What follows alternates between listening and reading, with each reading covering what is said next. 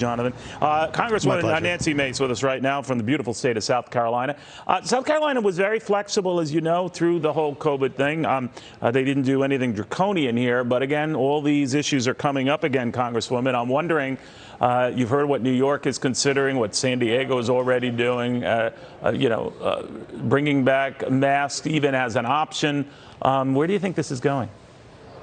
Well, I certainly don't think we should go down the rabbit hole of mandates across the country. We know that when children are mandated to wear masks in schools, that there's been a detrimental effect on learning in the classroom. And I know that firsthand by having two children, whether it was virtual school or being masked in school. That decision should be left up to individuals to make for themselves and for their families and their children, and not be dictated by the government or any local entity at the federal, state, or local level for certain. Are you worried as a mom yourself, Congresswoman, as you said, these cases are spiking here. I got to stress that these are not serious cases. It's just fairly widespread.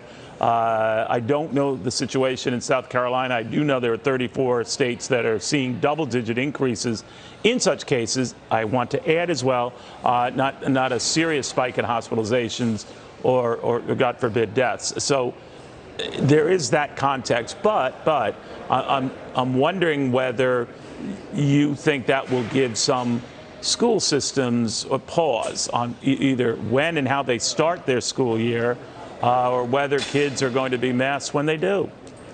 I think it will have an impact, particularly on blue states and blue counties. But as we've seen throughout the entirety of COVID-19, we've been given very different information. At the beginning of COVID-19, Dr. Fauci said masks don't work, don't use them. And then we were told they were effective, so now we're going to mandate them. And then we were told, no, you don't have to wear them, they're not effective.